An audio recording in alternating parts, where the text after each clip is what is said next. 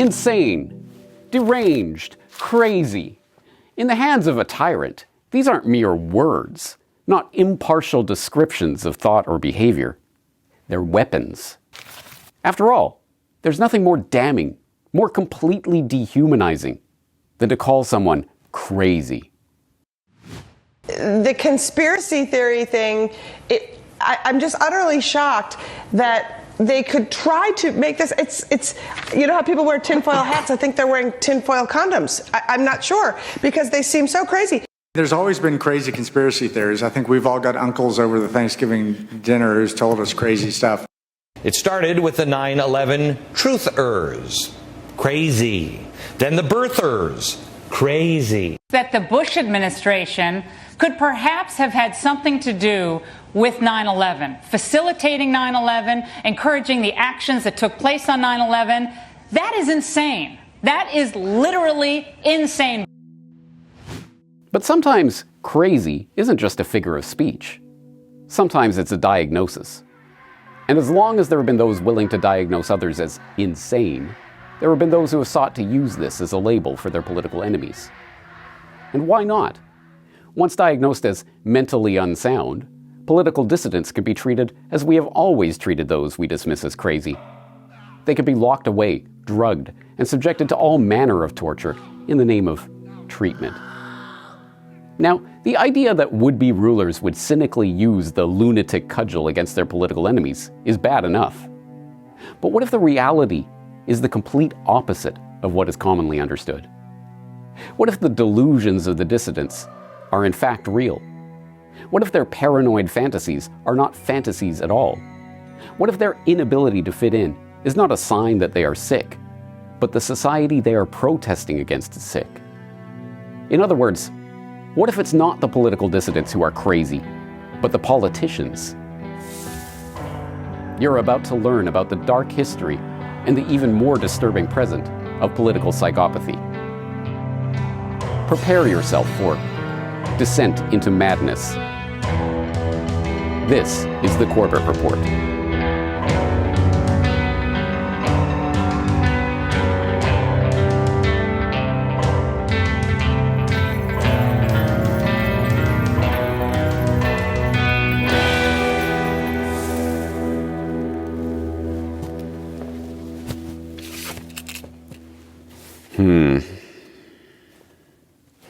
The history of psychology is, to a large extent, the history of cruel and unusual punishments meted out by rulers on political dissidents in the name of curing the mentally disturbed. That psychology has always been a convenient tool for the ruling class to wield against dissenters may seem like a controversial observation at first glance. But this is precisely what the most mainstream of establishment sources tell us when they're talking about the establishment's enemies, that is. Good evening. Ever since Tsarist days, Russian political dissenters have feared their political views could land them in the infamous Arctic labor camps. But what increasingly haunts the Soviet political dissident today is the threat of being declared insane and sent to a mental hospital. While the Soviet authorities strenuously deny it, the dissident movement continues to claim that thousands of people who disagree with Kremlin policy are confined to mental hospitals when their only disease is dissent. To be sure, McNeil and Lehrer and the other American critics of Soviet psychiatry, like Dr. Walter Reich, who wrote a 6,000-word expose on the world of Soviet psychiatry for the New York Times in 1983, weren't wrong. They just weren't telling the whole truth. The horrors of the Soviet psychiatric system, in which political dissidents were routinely diagnosed with sluggish schizophrenia, psychiatric hospitals were used as temporary prisons during periods of protest, and troublesome rebels were kept in medically induced comas or drug-induced catatonic states for extended periods of time, has been well documented in numerous mainstream sources, both popular and academic. But these horrors were given their most poignant expression in the words of Alexander Solzhenitsyn. The incarceration of free-thinking, healthy people in madhouses is spiritual murder. It is a variation of the gas chamber, even more cruel. The torture of the people being killed is more malicious and more prolonged. Like the gas chambers, these crimes will never be forgotten, and those involved in them will be condemned for all time during their life and after their death. As Reich correctly observes in his report, the experience of Soviet psychiatry had a lot to teach about the vulnerabilities of psychiatry to misuse, wherever it is practiced. But, by a funny coincidence, these concerns only ever seem to come up when psychiatry is being misused in countries that are on the US State Department's enemies list. There are no shortage of sources that will tell you about the abuses of Nazi psychiatrists who sat on planning committees for the Action T4 euthanasia and sterilization program, and who directed the Nazi regime's horrific and failed attempt to eradicate schizophrenia by systematically killing off Germany's schizophrenic population. The abuses that Japanese psychiatrists inflicted on their patients during and immediately after World War II, resulting in an abnormally large number of patient deaths. The Cuban revolutionary government's use of psychotropic drugs and electroconvulsive therapy in order to obtain information from, punish, demoralize, coerce, subdue, terrorize, and cause psychological damage to those deemed a threat to state security, and any number of similar examples of psychiatric abuse by governments at war with or in the crosshairs of the US government. Often excluded from this analysis, however, are the horrific abuses that psychiatrists in the West have inflicted on their patients in the name of state security. While the history books will rightly condemn the horrors of the Nazi eugenic sterilization program, they seldom explore the roots of that program. As it turns out, those roots were in the Kaiser Wilhelm Institute of Anthropology, Human Heredity, and Eugenics, which was funded by the Rockefeller Foundation. What's more, Ernst Rudin, the director of the also Rockefeller-funded Kaiser Wilhelm Institute for Psychiatry and one of the key architects of Germany's eugenics program, modeled the Nazi eugenics legislation on America's own model eugenical sterilization law. In fact, America's first professor of psychology, James McKeen Cattell, helped bring the eugenics pseudoscience to the shores of America in the first place. Having befriended Francis Galton, the progenitor of eugenics, during a trip to England in 1887, Cattell returned to the US with an enthusiasm for the idea. He later wrote a letter to Galton bragging, "We are following in America your advice and example." Still further back in history, Benjamin Rush, one of the founding fathers of the United States and the man officially recognized by the American Psychiatric Association as the father of American psychiatry, made early contributions to the weaponization of psychiatry by inventing a number of mental disorders to pathologize dissent. The most notable of these made-up disorders was anarchia, a type of madness Rush defined as an excess of the passion for liberty, which could not be removed by reason nor restrained by government, and threatened to render abortive the goodness of heaven to the United States. And what did this father of American psychiatry prescribe for those he deemed to be suffering from mental illness? Well, for starters, he treated his patients with darkness, solitary confinement, and a special technique of forcing the patient to stand erect for 2 to 3 days at a time, poking them with sharp, pointed nails to keep them from sleeping, a technique borrowed from a British procedure for taming horses. He also invented 2 mechanical devices for the treatment of the insane: a tranquilizing chair, in which the patient's body is immobilized by straps at the shoulders, arms, waist, and feet, and a box-like apparatus is used to confine the head, and a gyrator, which was a horizontal board on which torpid patients were strapped and spun to stimulate blood circulation. Rush's apprentice, physician and outspoken germ theory critic Samuel Cartwright, made his own contribution to the field by inventing a disorder he named drapetomania, or the disease causing Negroes, slaves, to run away. The cause in the most of cases that induces the Negro to run away from service is as much a disease of the mind as any other species of mental alienation, and much more curable as a general rule. With the advantages of proper medical advice strictly followed, this troublesome practice that many Negroes have of running away can be almost entirely prevented, although the slaves be located on the borders of a free state within a stone's throw of the abolitionists.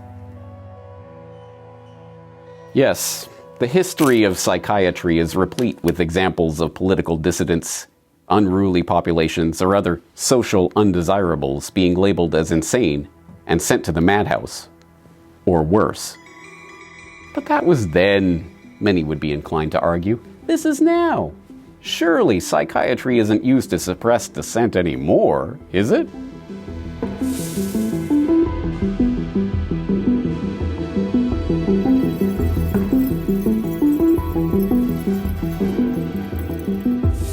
Yes, of course psychiatry is still used as a weapon to be wielded against political dissidents. And I'm not just talking about psychiatric repression in some backward evil dictatorship like Russia. Although, to be sure, there's that too. No, once again, it's the liberal, enlightened, free and democratic West that is leading the way in weaponizing psychiatry against the masses.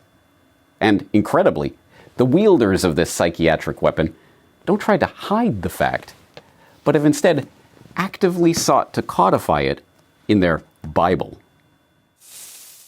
Since 1952, the American Psychiatric Association has published the Diagnostic and Statistical Manual of Mental Disorders, or the DSM, as a guideline for the classification and diagnosis of mental health issues.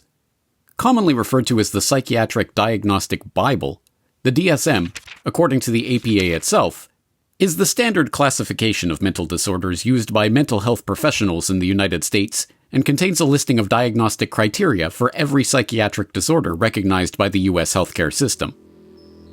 Critics have long questioned the influence that Big Pharma has had in pressuring the APA to diagnose more and more behavior as abnormal in order to prescribe pharmaceutical interventions to a greater and greater percentage of the public.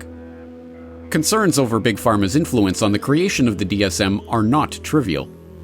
In 2012, a study led by University of Massachusetts Boston researcher Lisa Cosgrove noted that 69% of the DSM-5 task force members had ties to the pharmaceutical industry, including paid work as consultants and spokespersons for drug manufacturers. On certain panels, the conflict of interest was even more profound. 83% of the members of the panel working on mood disorders had pharmaceutical industry ties, and 100%, every single member of the sleep disorder panel had ties to the pharmaceutical companies that manufacture the medications used to treat these disorders, or to companies that service the pharmaceutical industry.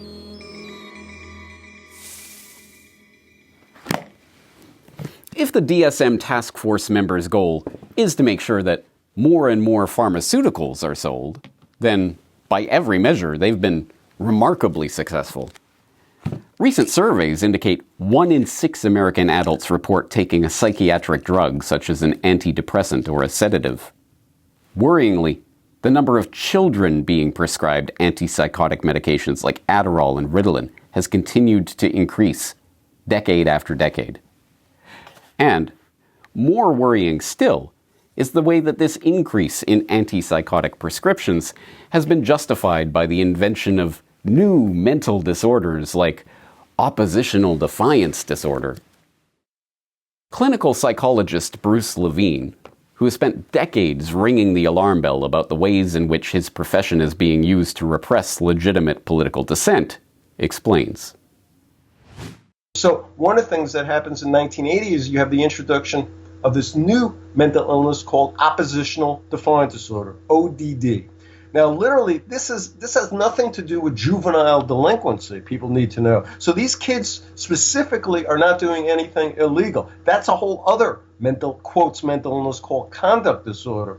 But oppositional defiant disorder, by definition, they are arguing with adults. They are often refusing to comply with adults. They are doing the things that almost every of the 20 people I profile who are in resisting illegitimate authority, all these famous anti-authoritarians from George Carlin to Lenny Bruce to Ralph Nader to Thomas Paine, all these people are doing this kind of stuff. And so that's what really concerned me at that time in the 80s. I says, are you kidding? You are pathologizing rebellion. Now, some of these kids at the time, if you talk a 9, 10-year-old who's just being oppositional, they're not making judgments necessary about who's a legitimate authority and who's an illegitimate authority. So I wouldn't call them genuine anti-authoritarians at 8 or 9 years old. But here's the important thing. a lot of these oppositionally defined kids who are just being a handful and rebellious at the time, they're the kind of kids who at some point mature into genuine anti-authoritarians, unless you're drugging the crap out of them, which is what my profession then moved into. Not just pathologizing them, giving them mental illness, but they are part of, if you take a look at the oppositional defiant disorder, that along with conduct disorder are what my profession calls the disruptive disorders. And there's this huge increase in the early 90s to the 2000s of the number of these kids with disruptive disorder who are being drugged on these antipsychotic drugs, Risperdal, Zyprexa, this kind of thing, heavily tranquilizing drugs. So this was a huge concern for me, not only for these poor kids who are getting, who are all of a sudden becoming pathologized and drugged, but politically, this should concern everyone when you've got the next generation of potential anti-authoritarians being completely marginalized by these pathologizing and medicating. As we shall see, the weaponization of psychology against those independent freethinkers who tend to question authority is not some vague, amorphous concern about a big pharma boondoggle that's hurting people in the pocketbook.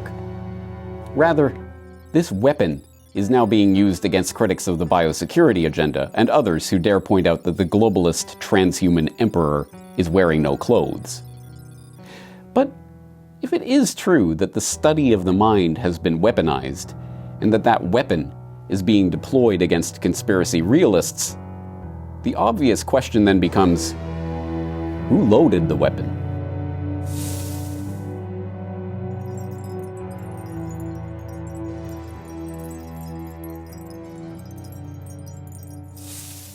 In October of 1945, George Brock Chisholm, the man who would go on to serve as the first Director General of the World Health Organization and the man who helped spearhead the World Federation for Mental Health, delivered an incredibly candid lecture in which he laid out his plans for steering the profession of psychiatry in a bold new direction. Published in 1946 as The Re-establishment of Peacetime Society, the lecture includes a proclamation that psychiatrists should take it upon themselves to rid the population of the concept of good and evil entirely. If the race is to be freed from its crippling burden of good and evil, it must be psychiatrists who take the original responsibility. This is a challenge which must be met. Perhaps unsurprisingly, Chisholm's call to action was taken up by the British military. The challenge of freeing the race from the crippling burden of good and evil was taken up by British military psychologist Colonel John Rawlings Rees, the first president of Chisholm's World Federation of Mental Health and chair of the infamous Tavistock Institute from 1933 to 1947. In 1940, Rees gave an address to the annual meeting of the UK's National Council for Mental Hygiene, in which he laid out in predictably militaristic terms how this ambitious plan for reforming the public psyche was to be achieved. In Strategic Planning for Mental Health, Rees, after claiming that the psychiatrists of the Council can justifiably stress our particular point of view with regard to the proper development of the human psyche, even though our knowledge be incomplete, asserts that they must aim to make that point of view permeate every educational activity in our national life. He then launches into a startling confession. We have made a useful attack upon a number of professions. The two easiest of them, naturally, are the teaching profession and the church. The two most difficult are law and medicine. If we are to infiltrate the professional and social activities of other people, I think we must imitate the totalitarians and organize some kind of fifth column activity. Then Rees brazenly proclaims that Parliament, the press, and other publications are the most obvious ways by which our propaganda can be got across, before reminding his audience once again of the need for secrecy if this plan to influence the development of the public psyche is to succeed. Many people don't like to be saved, changed, or made healthy, he remarks. So what were Rees and his fellow travelers really aiming at in their fifth column campaign to attack the professions and propagandize the public? His true intentions are revealed through his work for the British military, including his alleged drugging, poisoning, and mesmerizing of Rudolf Hess, the deputy Führer of the Nazi Party who was captured and held by the British for decades after making a still unexplained solo flight to Scotland in 1941, and through his work at the Tavistock Institute, where he attempted to mold public opinion in the UK to his liking. As the Campaigner magazine explained in a Tavistock expose published in 1978, the theme of all Ries's known work is the development of the uses of psychiatry as a weapon of the ruling class.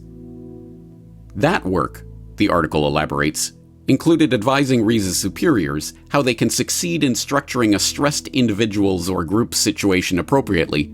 The victims can be induced to develop for himself a special sort of reaction formation through which he democratically arrives precisely at the attitudes and decisions which the dictators would wish to force upon him. In other words, Ries's work centered on the problem-reaction-solution method of mass social control that corporate reporters will be very familiar with by now. It should be no surprise, then, to learn that Ries's research heavily influenced the operations of a budding young intelligence service that was then forming in the United States, the Central Intelligence Agency. Indeed, the CIA has always been interested in weaponizing psychiatry as a way of achieving success in their covert operations. In fact, the CIA even openly advertises job opportunities for psychiatrists to help the CIA mission, where it intersects with psychiatric and broader behavioral issues. But when most people think of the CIA and weaponized psychiatry, they think of MKUltra and mind control. As even the Wikipedia article on the subject admits, the CIA's Project MKUltra was an illegal human experimentation program designed and undertaken by the U.S. Central Intelligence Agency intended to develop procedures and identify drugs that could be used in interrogations to weaken individuals and force confessions through brainwashing and psychological torture. There is much that the public still does not know about this project, its forerunner programs, Project Bluebird and Project Artichoke, and the depths to which agents of the US government sank to discover ways of manipulating, melding, erasing, or reprogramming individual psyches. But what we do know about the program is chilling enough. One series of experiments, presided over by Sidney Gottlieb, involved administering LSD to unwitting Americans, including mental patients, prisoners, drug addicts, and prostitutes. This included Operation Midnight Climax, in which unsuspecting men were drugged and lured to CIA safe houses by prostitutes on the CIA payroll. Their sexual activity was monitored behind one-way mirrors and was used to study the effects of sexual blackmail and the use of mind-altering substances in field operations. Another experiment, dubbed MKUltra Subproject 68, was overseen by the esteemed psychiatrist Dr. Ewan Cameron. This subproject involved Dr. Cameron using LSD, paralytic drugs, electroshock therapy, and drug-induced comas to attempt to wipe patients' memories and reprogram their psyche. When brought to light, the program was identified as an attempt to refine methods of medical torture for the purpose of extracting information from unwilling sources, and was condemned. Lawsuits regarding the blatantly illegal experimentation conducted by Cameron continue into the current era. Although MKUltra officially ended after its exposure in the 1970s, the CIA has not stopped employing psychiatrists to find new and innovative ways to psychologically torment their opponents. In May 2002, Martin Seligman, an influential American professor of psychology and a former president of the American Psychological Association, delivered a lecture at the San Diego Naval Base explaining how his research could help American personnel to, in his own words, resist torture and evade successful interrogation by their captors. Among the 100 or so people in attendance at that lecture was one particularly enthused fan of Seligman's work, Dr. Jim Mitchell, a military retiree and psychologist who had contracted to provide training services to the CIA. Although Seligman had no idea at the time, Mitchell was, as we now know, one of the key architects of the CIA's illegal torture program. Naturally, Mitchell's interest in Seligman's talk was not in how it could be applied to help American personnel overcome learned helplessness and resist torture, but rather how it could be used to induce learned helplessness in a CIA target and enhance torture. As it turns out, Mitchell's theory that producing learned helplessness in a Qaeda interrogation subject might ensure that he would comply with his captor's demands was bogus. More experienced interrogators objected at the time, noting that torture would only induce a prisoner to say what his captor wants, not what he knows. What those interrogators didn't understand was that extracting false confessions from prisoners was actually the point of the CIA torture program. It was confessions extracted under torture, after all, that went on to form the backbone of the 9/11 Commission report, with a full quarter of all of the report's footnotes deriving from torture testimony. Yes, from mind control experiments to torture programs to brainwashing and lobotomization, there can be no doubt that the governments, militaries, and intelligence agencies of every major nation have devoted considerable resources to the weaponization of psychiatry over the course of the past century. But, as it turns out, one of the simplest and easiest techniques for controlling dissent is simply to pathologize it. As we are beginning to see, simply declaring resistance to the status quo to be a form of mental disorder can be an exceptionally powerful tool for silencing opposition.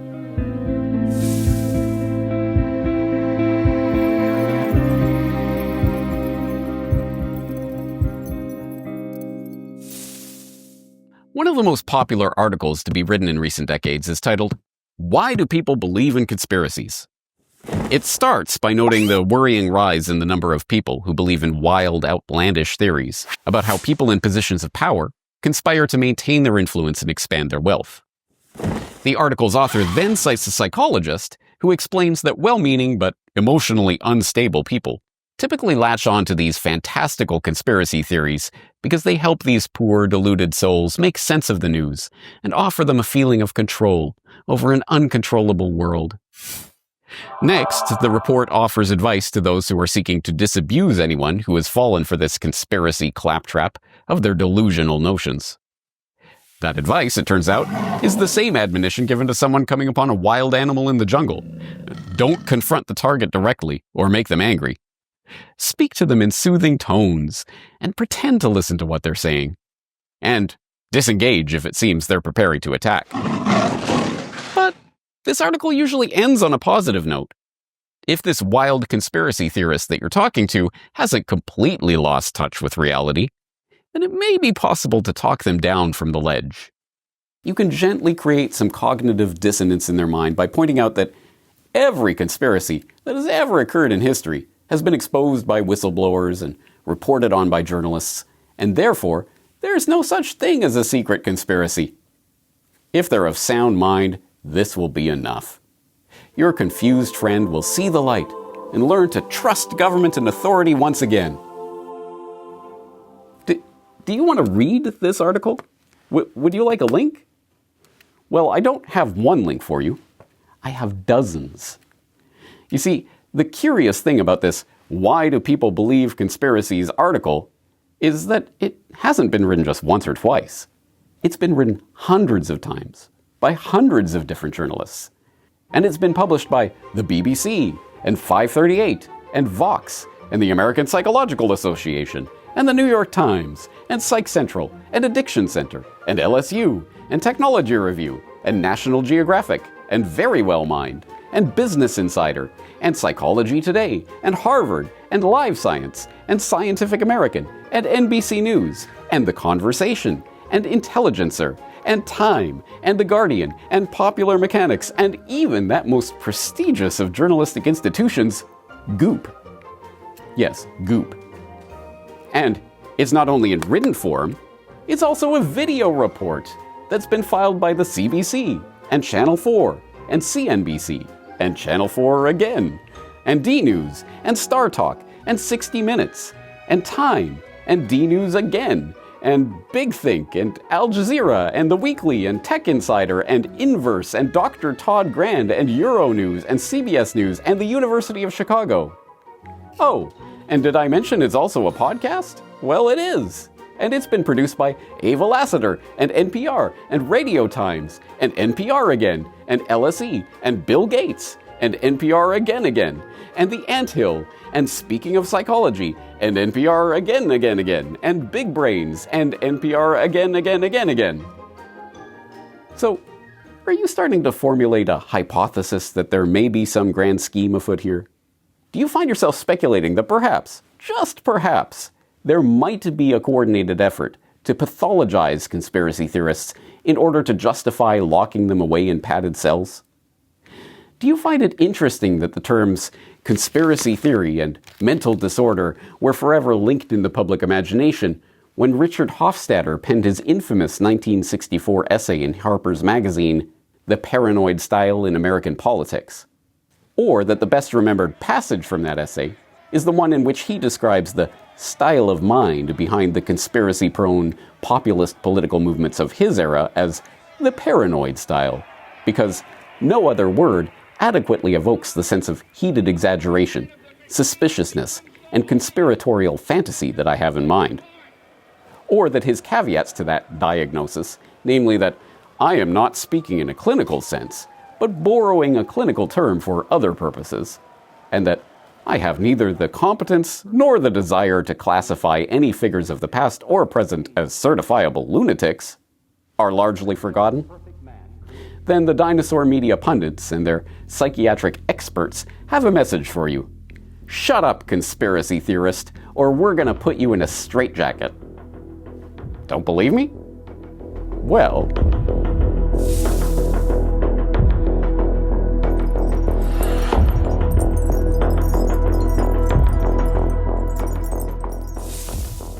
The idea that those who believe in conspiracy theories are mentally unsound is, of course, not a new one. Witness how the subject was treated on Barney Miller, a popular American television sitcom from the late 1970s that centered on the exploits of a cast of detectives in a New York City Police Department station house. But I just wanted to meet them face to face. I wanted them to admit what they were doing. Who is they? He was in the office of the Trilateral Commission. Trilateral Commission? Yeah, the Trilateral Commission. All right, what is the Trilateral Commission? It's an organization founded in 1973 by David Rockefeller to bring together business and political leaders from the United States, Europe, Japan, so they could work together for better economic and political cooperation between their nations. Well, that's what they'd like us to believe.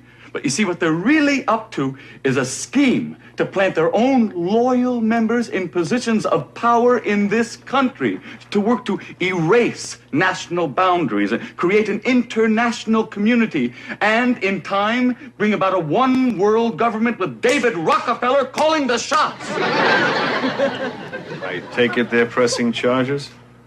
Yeah, well, he broke a globe and some UNICEF artwork. Well, they're in on it too. Okay, Mr. Klein, if you I'm telling you, our whole way of life as we know it is in jeopardy. I appreciate that information. But I have the documented evidence. It's all in there. Show him. Well, he's got these magazines here.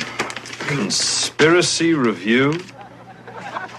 Suppressed Truth Roundup? The whole master plan is exposed. Yeah, well, You're still not convinced, huh? Would you like to hear the names of just a few of the people who have been on the Trilateral Commission? Not particularly. James Earl Carter. Heard of him?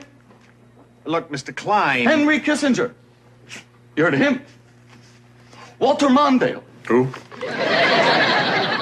Mr. Klein, this is John Anderson, George Bush. Now, you remember at the convention, everybody thought it was going to be Ford for Veep.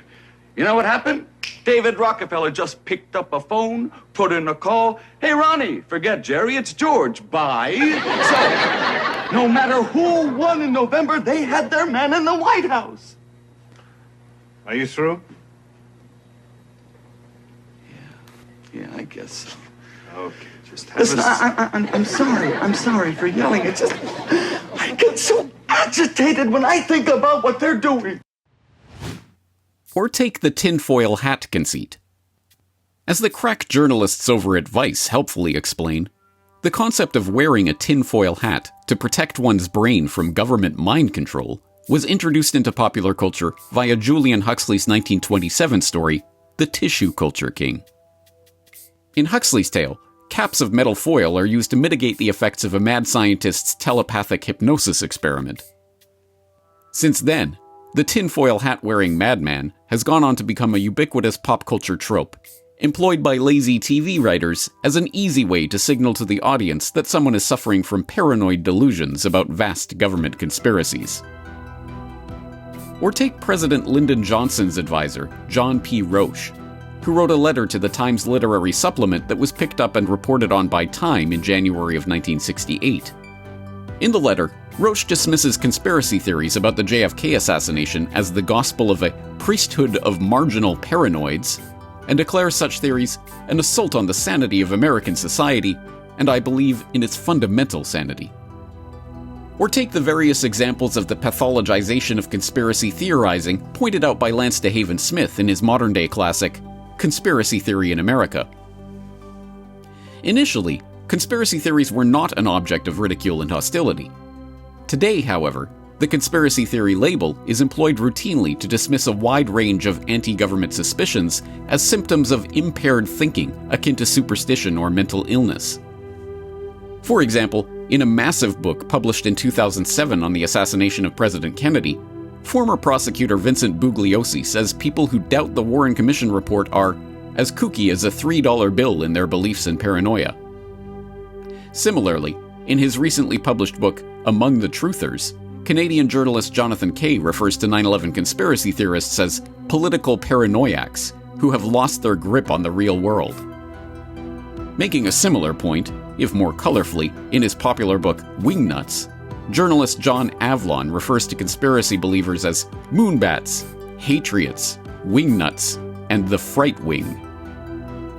Certainly, there is no shortage of commentators perpetuating the idea that conspiracy theorizing is a form of mental illness. But it wasn't until the post-9/11 era of paranoia panic accompanying the rise of the Homeland Security state that the trigger was pulled on the loaded gun that is the psychiatric weapon.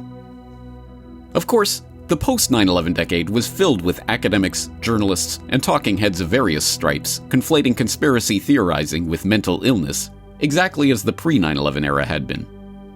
Heeding George W. Bush's injunction to, "Let us never tolerate outrageous conspiracy theories concerning the attacks of September the 11th.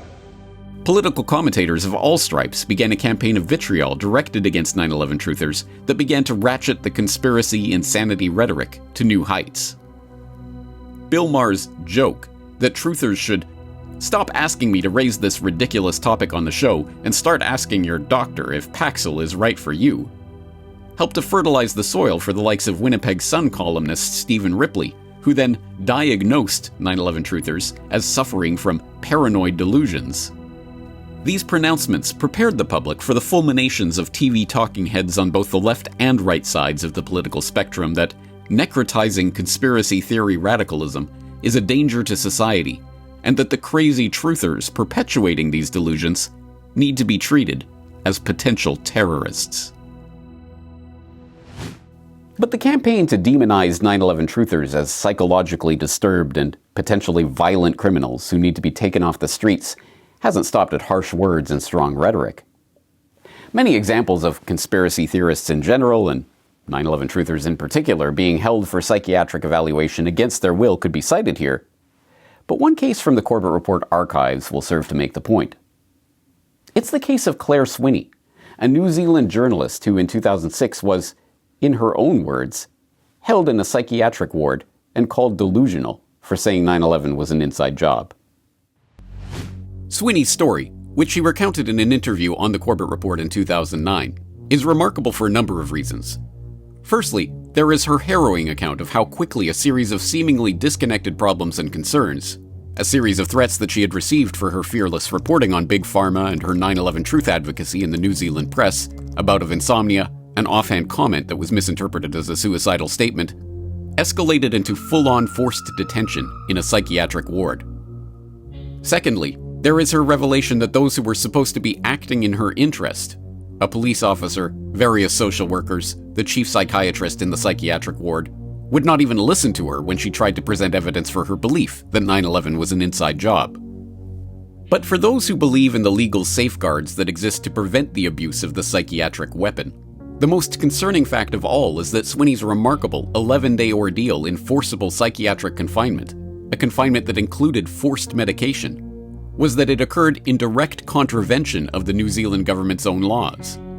In fact, not only does the country's Mental Health Act clearly state that forcible psychiatric detention is not permitted if it is based solely on a person's political beliefs, but, as Swinney notes, the medical personnel who authorized her confinement weren't even familiar with this provision. The compulsory psychiatric confinement of someone with no history of mental illness solely for expressing a belief in 9/11 truth is shocking enough. That this detention took place not in the United States and not in the immediate aftermath of the events, but in New Zealand some 5 years later, defies justification. Sadly, this isn't an isolated incident. As we enter the biosecurity era, authorities around the world are working to set the precedent that people who resist the medical authorities' diktats can be diagnosed as mentally ill, stripped of their professional credentials, and even arrested. An example of this phenomenon that should be familiar to those in the Corbetreport audience is that of Dr. Meryl Nass. Dr. Nass is an internal medicine specialist with 42 years of medical experience, who had her medical license suspended by the Board of Licensure in Medicine, Maine's state medical regulator, for refusing to toe the government-approved line on COVID-19 treatments. Incredibly, in addition to suspending her medical license, state regulators also ordered her to undergo a psychiatric evaluation for the thought crime of disbelieving the government's COVID narrative. One of the most startling stories of psychiatric intimidation of a COVID skeptic, however, is that of Dr. Thomas Binder. Dr. Binder is a cardiologist who has had a private medical practice in Switzerland for 24 years. As Taylor Hudak reported for The Last American Vagabond late last year, Dr. Binder's life was turned upside down in 2020 when he found he could not sit idly by while the entire medical profession lost its collective mind. A well-respected Swiss cardiologist brutally arrested in his practice the day before Easter Sunday 2020. And the reason? He told the truth. It is a story so extreme that one may believe it is just that, a story of fiction. But this was a reality for Dr. Thomas Binder. While finishing work at his office on Saturday, April 11th, 2020, before a planned holiday vacation, Dr. Thomas Binder was aggressively confronted by a total of 60 armed police officers, including 20 officers with the anti-terrorism unit, Argus. Dr. Binder's alleged crime? A series of blog posts attempting to alert the public to the unscientific nature of the lockdowns, the masking and social distancing requirements, and other restrictions being imposed on the public in the name of the pandemic.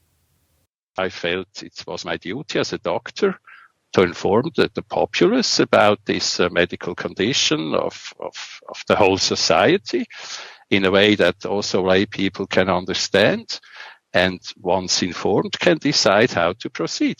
Dr. Binder wrote blog posts to his website and posted to social media debunking unscientific claims like zero COVID, asymptomatic spread, the flawed PCR testing, lockdown policies, and more.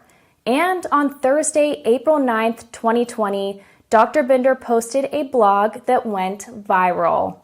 And this blog was read about 20,000 times in a day. And then I thought, well, this information will spread exponentially and other fellow doctors will do the same. And in a week or so, this nonsense will have collapsed. Unfortunately, 2.5 years later, and we all know that's not what happened. Instead, Dr. Binder's viral blog post caught the attention of two colleagues, who together then called the chief of state police on Dr. Binder, claiming that he was a danger to himself and the government. This is what led to his brutal arrest 2 days later on April 11th, 2020. To those who remain ignorant of the history of psychiatry's use as a weapon of political oppression, this is incomprehensible enough. But what happened next almost defies belief, even among those of us already in the know.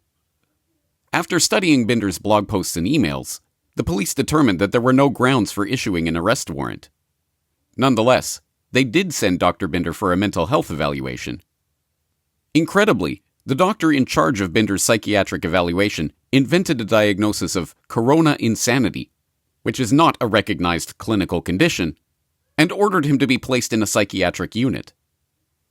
After a period of evaluation, Binder was offered an ultimatum: remain in the psychiatric hospital for 6 weeks, or return home on condition that he take a neuroleptic medication.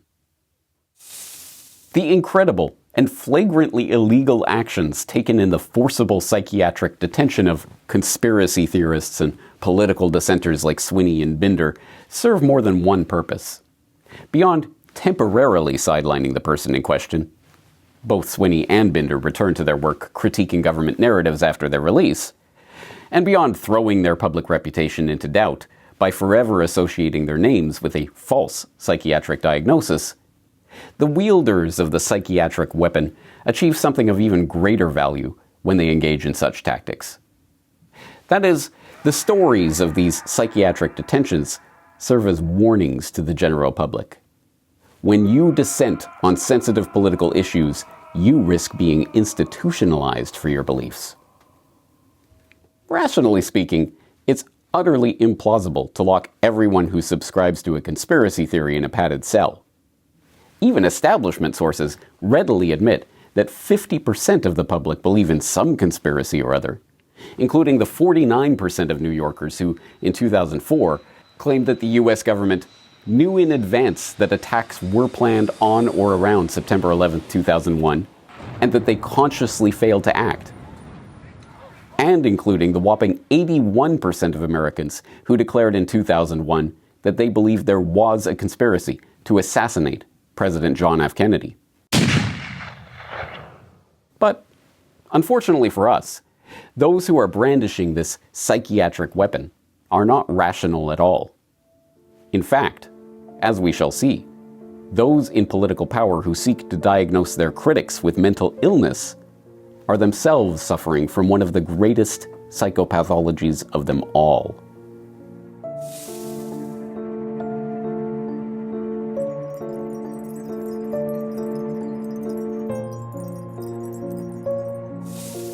They are remorseless predators who use charm, intimidation, and, if necessary, impulsive and cold-blooded violence to attain their ends. They ruthlessly plow their way through life, leaving a broad trail of broken hearts, shattered expectations, and empty wallets. They have no feelings of guilt or remorse no matter what they do, no limiting sense of concern for the well-being of strangers, friends, or even family members. Am I talking about politicians? Technocrats? Billionaire philanthrocapitalists? Royalty? Captains of industry? Of course I am. But I'm also talking about psychopaths. We all know what a psychopath is, or at least we think we do. They're chainsaw-wielding, crazed serial killers like Leatherface from the Texas Chainsaw Massacre. Or they're knife-wielding, crazed serial killers like Buffalo Bill from The Silence of the Lambs. Or they're acid-spraying, lapel flower-wearing crazed serial killers like the Joker from Batman. But if that is what we think of when we think of a psychopath, we find that once again, we are the victims of Hollywood predictive programming, constructing our understanding of reality not from actual lived experience, but from fictional characters dreamt up by writers and projected on a screen. In the real world, psychopaths are a subset of the population who lack a conscience.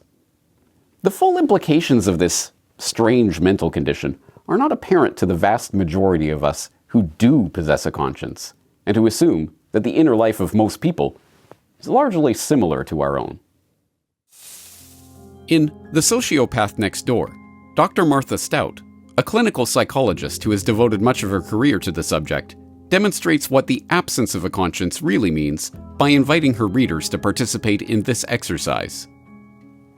Imagine, if you can, not having a conscience. None at all. No feelings of guilt or remorse no matter what you do. No limiting sense of concern for the well-being of strangers, friends, or even family members. Imagine no struggles with shame. Not a single one in your whole life. No matter what kind of selfish, lazy, harmful, or immoral action you had taken. And pretend that the concept of responsibility is unknown to you, except as a burden others seem to accept without question, like gullible fools. Now add to this strange fantasy the ability to conceal from other people that your psychological makeup is radically different from theirs. Since everyone simply assumes that conscience is universal among human beings, hiding the fact that you are conscience-free is nearly effortless. You are not held back from any of your desires by guilt or shame, and you are never confronted by others for your cold-bloodedness. The ice water in your veins is so bizarre, so completely outside of their personal experience, that they seldom even guess at your condition. The possibilities for manipulation, deceit, violence, and destruction that this condition presents should be obvious by this point. And indeed, as a number of books by psychologists and researchers studying psychopathy, from Howard Cleckley's seminal 1941 work, The Mask of Sanity, to Robert Hare's popular book, Without Conscience, to Andrew Lobachevsky's rescued from the dustbin of history by an independent publisher opus, Political Ponerology, have repeatedly tried to warn the public over the years, psychopaths do exist. They represent something like 4% of the population, and they are responsible for much of the havoc in our society. So how do we know who is a psychopath? That, as you might imagine, is a highly contested question. While various biomedical explanations for this condition have been proffered, dysfunction of the amygdala and ventromedial prefrontal cortex, for example, and dozens of studies to determine the relationship between brain physiology and psychopathy have been conducted in the past half-century, psychopathy is most commonly diagnosed by way of the psychopathy checklist, revised, known as the PCLR. Devised by Robert Hare, the most influential psychopathy researcher of the past half-century, the PCLR involves, among other things, a semi-structured interview in which a subject is tested for 20 personality traits and recorded behaviors, from egocentricity, grandiose sense of worth, to pathological lying and deception, to lack of remorse or guilt, to early behavior problems. Although none of these personality traits are indicative of psychopathy by themselves, the presence of a certain number of them, corresponding to a score of 30 or higher on the PCLR test, is used to diagnose the condition. So how would your average politician score on this test? Let's find out. Egocentricity / grandiose sense of self-worth? Check. Pathological lying and deception? Check. Conning / lack of sincerity? Check. Lack of remorse or guilt? Check. Callous / lack of empathy? Check. Parasitic lifestyle? Isn't that the definition of a career politician? Check. Early behavior problems? Check. Actually, this one is straight from Stout's book.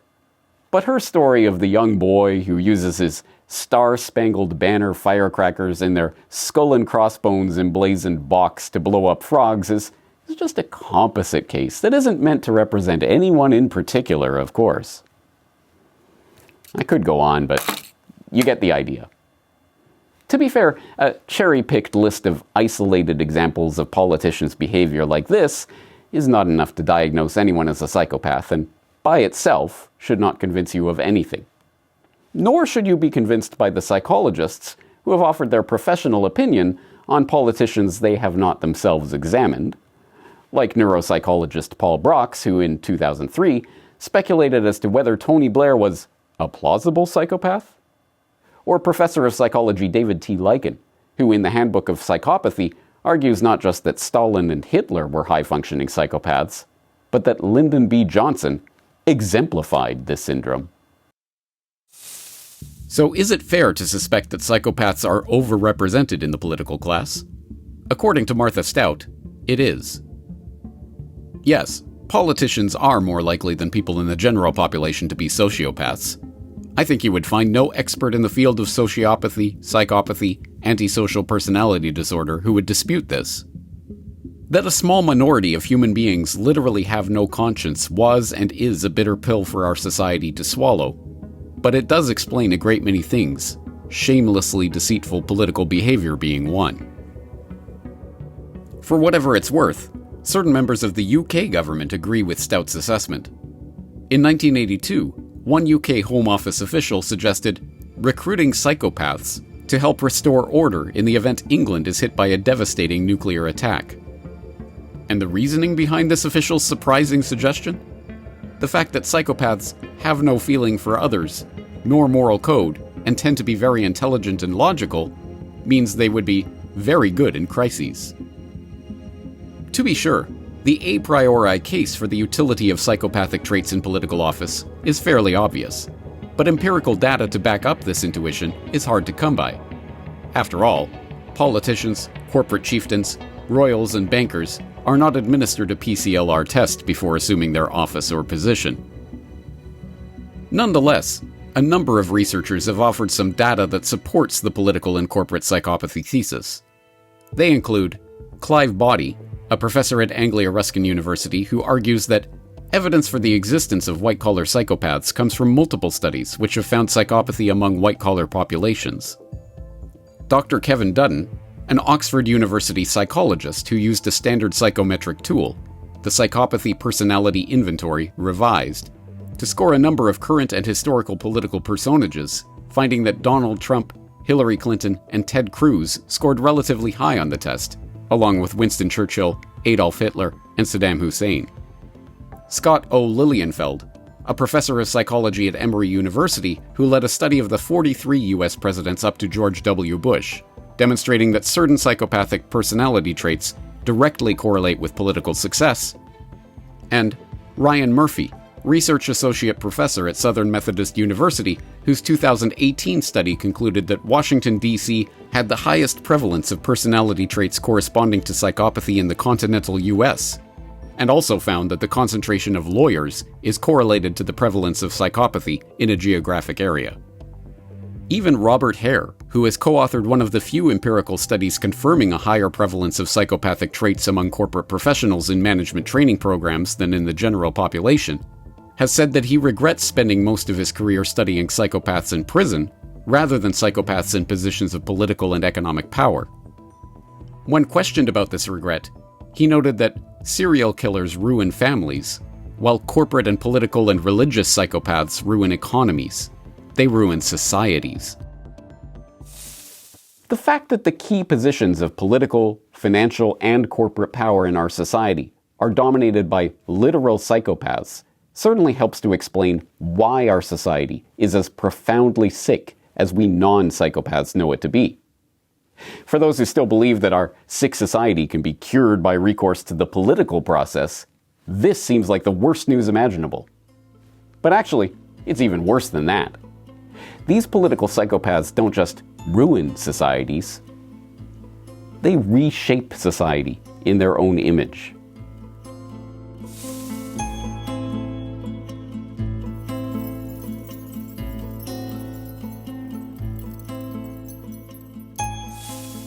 In psychology, projection refers to the act of displacing one's own feelings onto another person.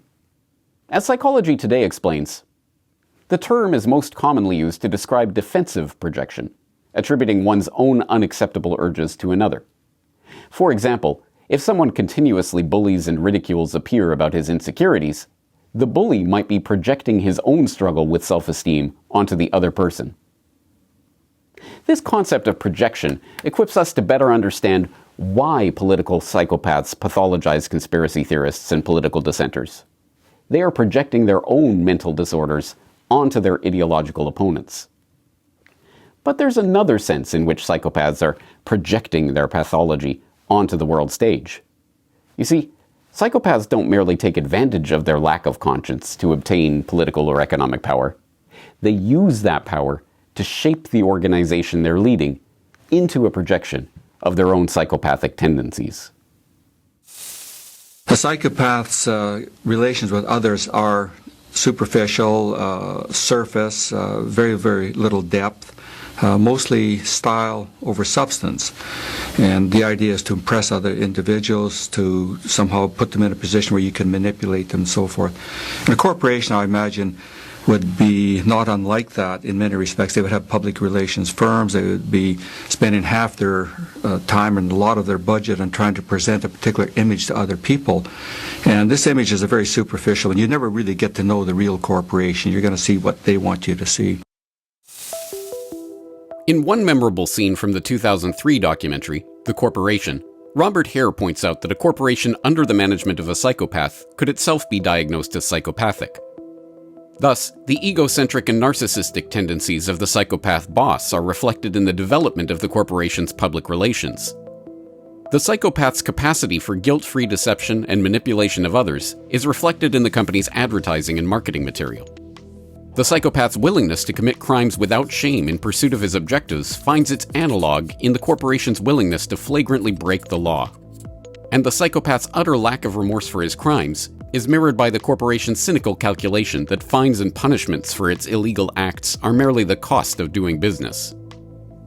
But the psychopath does not stop at turning an organization into a projection of his own perverted personality.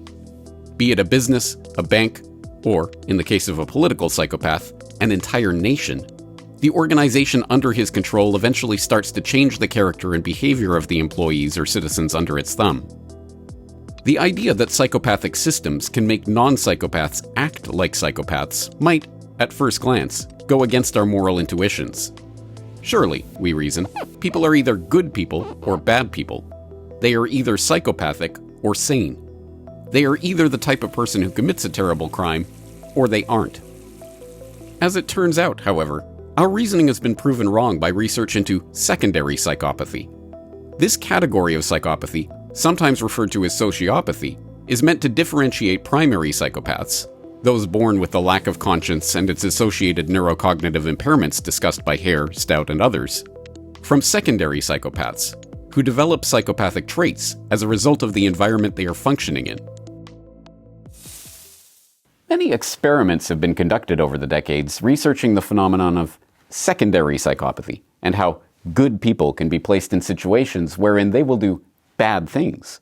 From the seemingly mundane Asch conformity experiment, which showed that people are often willing to state and even believe demonstrable lies in order to avoid breaking a group consensus, to the truly shocking Milgram experiment, which famously demonstrated that ordinary people could be induced to deliver what they believed to be potentially fatal shocks to strangers on the say-so of an authority figure.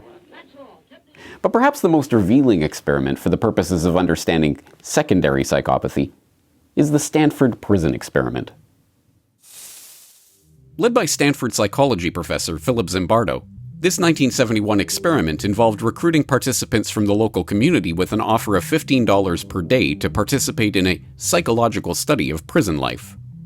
The recruits were then screened to eliminate anyone with psychological abnormalities, and the remaining candidates were randomly assigned as either guards or prisoners and told to prepare for 2 weeks of life in the basement of Stanford's psychology building, which had been converted into a makeshift prison. The results of that experiment are, by now, infamous. Immersing the participants in the roleplay with realistic surprise arrests of the prisoners by real Palo Alto police officers, the exercise quickly descended into a study in cruelty. The prison guards quickly devised more and more sadistic ways to assert their authority over the prisoners, and 2 of the students had to be released from the prison in the first days of the ordeal due to the mental distress it had placed on them. The experiment was called off after just 6 days, with the researchers finding that both the prisoners and guards had exhibited pathological reactions to the mock prison situation. How did this happen? How did otherwise average, healthy young men descend into such barbarity in less than 1 week? In his book, The Lucifer Effect, How Good People Turn Evil, which documents that study as well as subsequent decades of research he did into the psychology of evil, Zimbardo reflects on how a system can reflect the pathologies of those who created it, and how it can, in turn, influence individuals to commit evil acts. Unless we become sensitive to the real power of the system, which is invariably hidden behind a veil of secrecy, and fully understands its own set of rules and regulations, behavioral change will be transient and situational change illusory. The true import of this lesson was felt 3 decades later, when the US began its detention of prisoners at the Abu Ghraib prison in Iraq. The physical, psychological, and sexual abuse of prisoners at Abu Ghraib was brought to the attention of the world in April 2004, when graphic images of the abuse were first published in American media. Once again, the public began to question how the otherwise average young American men and women who had been assigned to the prison as military police guards could have committed such incredibly sadistic acts. That question was answered in part by the Senate Armed Services Committee report on the Abu Ghraib abuses. The report details then Secretary of Defense Donald Rumsfeld's approval of a request to use aggressive interrogation techniques on detainees, including stress positions, exploitation of detainee fears, such as fear of dogs, and waterboarding. It recounts how Rumsfeld added a handwritten note to the request's recommendation to limit the use of stress positions on prisoners. I stand for 8 to 10 hours a day. Why is standing limited to 4 hours? And it condemns Rumsfeld for creating the conditions by which his approval could be interpreted as a carte blanche to initiate torture of detainees. Secretary Rumsfeld authorized the techniques without apparently providing any written guidance as to how they should be administered. It should come as no surprise, then, that, as even a cursory review of Donald Rumsfeld's career will demonstrate, he exhibited several of the personality traits on the PCLR checklist, including pathological lying and deception, callous behavior, and failure to accept responsibility for his own actions. It appears that there were not weapons of mass destruction there. You said you knew where they were. I did not. I said I knew where suspect sites were, and You said you knew where they were, near Tikrit, near Baghdad, and northeast, south, and west of there. Those are your words. We know they have weapons of mass destruction. We know they have active programs. There isn't any debate about it. The connection between the Stanford prison experiment and what happened at Abu Ghraib didn't escape the attention of investigators. The so-called Schlesinger report on detainee abuses included an entire appendix recounting the Stanford experiment and what it taught about how secondary psychopathy can be induced in those working in a system or institution. Nor did the connection between Stanford and Abu Ghraib escape the attention of the public. After revelation of the Abu Ghraib abuses in 2004, the Stanford prison experiment website's traffic exploded to 250,000 page views per day. What most of the public do not know, however, is that the funding for the Stanford prison experiment came from the Office of Naval Research, which provided a grant to study antisocial behavior. It seems that the military psychopaths certainly did learn the lessons of that experiment, and then promptly weaponized them. Whatever the case, although nothing in any of this research exonerates any individual from the evil deeds that they have committed, these findings do shine a light on the problem of secondary psychopathy. How much of the madness in our society is a projection of the psychopaths who are running it?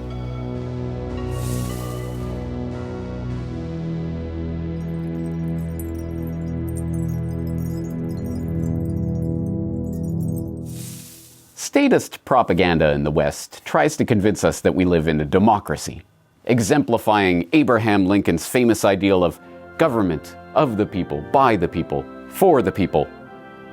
But this is gaslighting. In truth, we live in a pathocracy, which, borrowing from Lincoln, might be described as government of the psychopaths, by the psychopaths, for the psychopaths. Although pathocracy is still a foreign concept to many, it is by now a well-established and thoroughly documented phenomenon. The term was coined by Andrew Lobachevsky, a Polish psychologist whose life's work was shaped by his experience growing up first under the thumb of the brutal Nazi occupation and then under the equally brutal Soviet regime, in his book, Political Ponerology. Lobachevsky defines pathocracy as a system of government wherein a small pathological minority takes control over a society of normal people. Then, in a chapter of Political Ponerology devoted to the subject, he describes how pathocracies develop, how they consolidate power, and how they trick, cajole, intimidate, and otherwise induce non-psychopaths into participating in their madness. How can soldiers' natural aversion to pulling the trigger on complete strangers be overcome? How can doctors who have sworn an oath to do no harm participate in the scamdemic madness of recent years? How can regular, salt-of-the-earth, working-class policemen be induced to brutally beat peaceful protesters?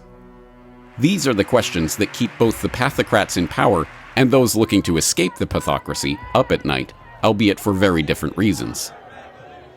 Thankfully, we do not need to ponder these questions in a vacuum. In fact, the conditions for creating an environment in which the average person can be induced to participate in evil acts has been studied, catalogued, and discussed by psychologists for the better part of a century. Unsurprisingly, though, this research, ostensibly intended to better understand how people can guard against such manipulation, has instead been weaponized by the pathocrats and used to fine-tune the creation of systems for generating more obedient order followers. In fact, this was part of the point of the well-known, but almost completely misunderstood, Milgram experiments. At this point in our exploration, we are finally beginning to grasp the full extent of the problem posed by psychopaths in positions of political, corporate, and financial power. The problem isn't just that psychology has been weaponized against those of us who would engage in political dissent. And the problem isn't simply that this system for suppressing and pathologizing dissent has been created by literal psychopaths and their sociopathic lackeys. The problem is that the state itself is psychopathic and is actively warping the morals of otherwise mentally sound individuals, causing them to adopt psychopathic traits in return for material reward and positions of authority. This is the problem of pathocracy. Once we realize the gravity of this situation, the obvious question presents itself. How do we throw off the yoke of the political psychopaths and topple their pathocracy? As usual, the quality of our answer to this question is directly dependent on the depth of our understanding of the underlying problem. For example, we might be tempted to ask if we can find a way to eliminate psychopaths from all positions of power.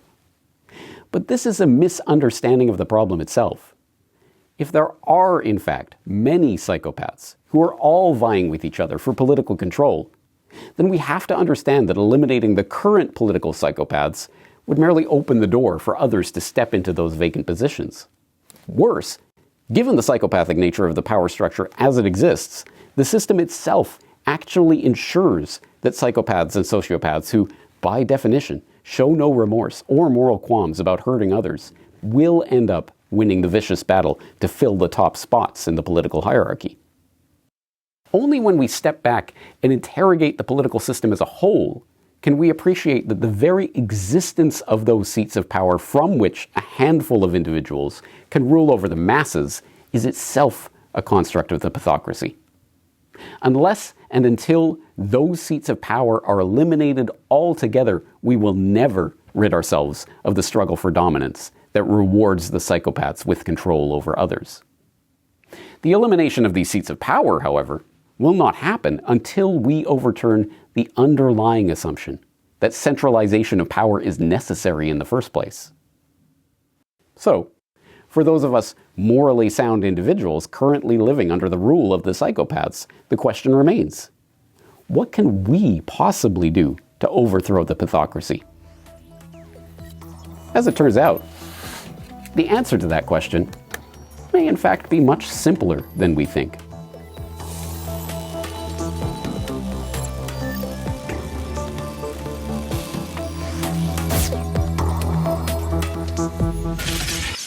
In the 1960s, psychologist Stanley Milgram set out to study the extent to which people's blind obedience to perceived authority influences their behavior. It was with this goal in mind that Milgram began his infamous study of obedience on August 7, 1961. This machine generates electric shocks, and when you press one of the switches all the way down, the learner gets a shock. The results of those experiments, well known to the public by now, ostensibly demonstrate that average, everyday people can be induced to deliver what they believe to be potentially lethal electric shocks to complete strangers based solely on the say-so of an authority figure. That is incorrect. This will be at 3:30. This finding is most commonly summarized with the factoid that a whopping 65% of participants in the original 40-person study were willing to deliver a 450-volt shock, what they were led to believe could be a potentially lethal shock, to an audibly distressed person based on nothing more than a prompt from a person in a lab coat wielding a clipboard. As one of the most famous psychological studies of the 20th century, the Milgram experiments have generated no end of debate, controversy, and scrutiny. The NPR-promoted critics of the experiments, who contend that most of the study's participants knew that the entire situation was phony, and that they disobeyed even more often than was reported, are often pitted against the establishment psychologist defenders of the experiment, who correctly note that the experiment's shocking pun intended, conclusions have been independently reproduced time and time and time again in country after country around the world. In one particularly twisted reproduction, the researchers even sought to ensure that no subject would suspect the experiment was fake by delivering real electric shocks to cute puppies. What almost everyone misses about the Milgram experiments, however, is that the study was not one experiment that was conducted on one set of 40 participants, one time, to yield one final result. In fact, Milgram conducted the experiment a total of 17 times, with 17 separate cohorts of 40 to 60 test subjects, with each iteration of the study employing a number of experimental variations. In one variation, he changed the site of the study from the Yale University campus to a rundown office building. In another variation, the test subjects were allowed to instruct an assistant to deliver the shocks instead of pressing the switch themselves. In still another variant, the lab coat-wearing actor playing the experimenter was called away on business and replaced by an ordinary man wearing a suit. And in yet another variation, the test subject was obliged to wait and watch other actors become the teacher and go through the experiment before assuming the role himself.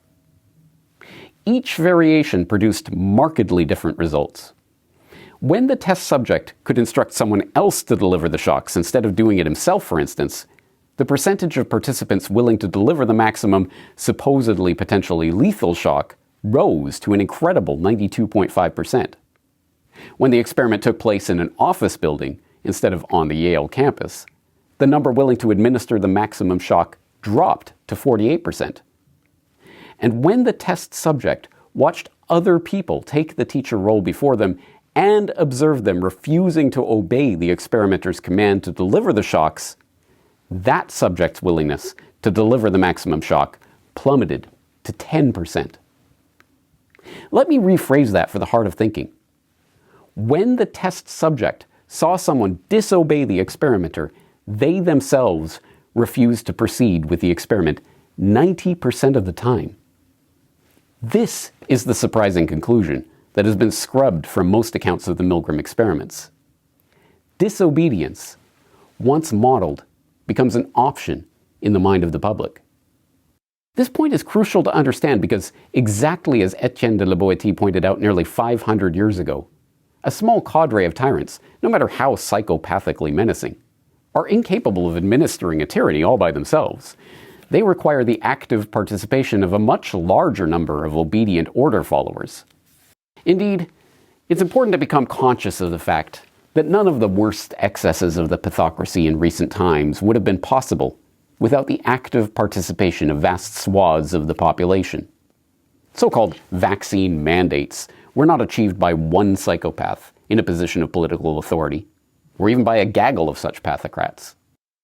They were enabled by the doctors who participated in the vaccination drives against their own experience, judgment, and training, the employers who imposed vaccine requirements on their employees, the business owners who implemented vaccine certificate checks on their premises, the police officers who threw the unvaccinated in quarantine facilities, the workers who kept those quarantine centers functioning, the judges and lawyers who rubber-stamped all these actions, etc. The same goes for any number of pathocratic abuses that we've been subjected to in recent years. These programs can only be implemented when most of the people comply with their orders and thus fulfill their role in the operation. Just as in the time of La Boétie, our enslavement to the pathocracy is, by and large, a voluntary servitude, born of obedience. Combining La Boétie's insight with Milgram's lesser-known experimental results, then, we find a template for toppling the pathocracy: highly visible acts of disobedience. But is this true? Can a single act of disobedience really bring down a pathocracy? Once again, we don't have to speculate about this possibility in a vacuum. Thanks to the wonders of modern technology, we can actually watch a recording of such an event happening in real time. On December 21st, 1989, Romanian dictator Nicolae Ceausescu took to Palace Square to address the Romanian people. At first, it proceeded like any number of such speeches he had delivered over the years. He talked about the successes of Romania's socialist revolution and sung the praises of the multilaterally developed socialist society that had arisen under his brutal reign. But then, something extraordinary happened. Someone booed. The boo was taken up by others and became a jeer. Chants of Timisoara rippled through the crowd, a reference to a massacre of political dissidents by Ceausescu's security forces that had taken place just days earlier. The dictator, unused to any sign of dissent from the population over whom he had ruled so brutally for decades, called for order. His wife demanded the crowd's silence, prompting Ceausescu to tell her to shut up, and then he attempted to continue with his speech. But the jeers began again. The footage of the incident, including Ceausescu's look of utter confusion as he realizes that the crowd has turned against him and that the threat of violence is not enough to subdue them, is priceless. There, captured on tape for posterity, is the moment when the realization dawns on the tyrant that the people have rejected his tyranny. The rest of the story, the riots and unrest, the attempted escape of Ceausescu and his wife, their capture by military defectors and their execution on Christmas Day, all stems from that precise moment when one person in the crowd simply voiced what the rest of the crowd was feeling. This is the circuit breaker effect. By saying no to illegitimate authority, resisting bullies and tyrants, disobeying immoral orders, refusing to comply with unjust mandates and demands, we make it that much easier for those around us to stand up for what they know to be right. But wait, it gets even better. First, the good news. Pathocracies are inherently unstable, and they are doomed at some point to topple under their own weight. Next, the even better news. If it's true that psychopaths can fashion a psychopathic society that twists people into sociopaths, then the opposite is true too. Healthy, non-pathological humans with love, empathy, and compassion can fashion a society that brings out the better side of human nature. This is the real goal of the erstwhile victims of the pathocrats. Not to eliminate the political psychopaths and assume their positions of power in the psychopathic political system that they created, or even to abolish that system altogether, but to envision a world in which compassion, cooperation, love, and empathy are not just encouraged, but actively rewarded. A world in which every person is allowed to become their best possible self. It's up to each one of us to model what we want to see in the world. Just like the brave dissenter who can break the circuit of tyranny by voicing opposition to the tyrant, we can also become the models of love, understanding, and compassion that will motivate others to become the same. The psychopaths have spent centuries weaponizing psychology to more effectively control us. But we can wield our understanding of human nature for something good. And that is what healthy individuals, forming a non-psychopathic society, would spend their time and resources doing.